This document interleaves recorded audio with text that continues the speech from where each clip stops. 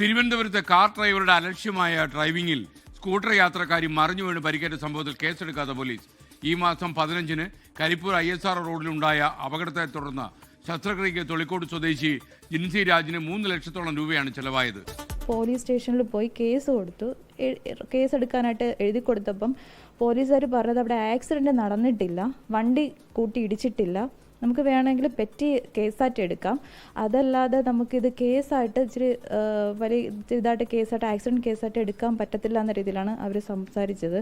ഞങ്ങളുടെ സിറ്റുവേഷൻ എന്ന് പറഞ്ഞാൽ ഇച്ചിരി മോശമാണ്. ഈ ഹോസ്പിറ്റലിൽ ഏകദേശം നല്ല എമൗണ്ട് ആയി, 298 അടുപ്പിച്ചായിരുന്നു. ഒത്തിരി കഷ്ടപ്പെട്ടു. ബില്ല് ഇറങ്ങുന്ന ദിവസം അതിൻ്റെ തലേന്ന് നല്ല ടെൻഷനായിരുന്നു, കരഞ്ഞിട്ടുണ്ട് അവിടെ ഇരുന്ന്. രാവിലെ ജോലിക്ക് പോയ തൊളിക്കോട് സ്വദേശി ജിൻസിയാണ് അപകടത്തിൽപ്പെട്ടത്. ആ ദൃശ്യങ്ങളിൽ കാണാം, ഈ സ്കൂട്ടറിൽ ജിൻസി റോഡിലൂടെ പോകുമ്പോൾ എതിർദിശയിൽ നിന്ന് വന്ന ഒരു കാറ് അലക്ഷ്യമായി വലത്തേക്ക് തിരിയുകയാണ്. അവിടെ ഒരു റൗണ്ട് അബൌട്ട് ഉണ്ട്. അതിന് തൊട്ട് മുമ്പ് പോയ കാർ കൃത്യമായി ട്രാഫിക് നിയമം പാലിച്ച് മുന്നോട്ട് പോയാണ് തിരിഞ്ഞു പോയത്. പക്ഷേ വളരെ വേഗത്തിലെത്തി ഈ ജിൻസി ഓടിച്ച സ്കൂട്ടറിന് മുന്നിലെത്തുമ്പോൾ പെട്ടെന്ന് വലത്തേക്ക് തിരിഞ്ഞ് കാറ് പോവുകയാണ് ഉണ്ടായത്. അപ്പോഴാണ് നിയന്ത്രണം വിട്ട ജിൻസി സഞ്ചരിച്ച സ്കൂട്ടർ റോഡിലേക്ക് മറിയുകയും ജിൻസിക്ക് ഗുരുതരമായി പരിക്കേൽക്കുകയും ചെയ്തത്.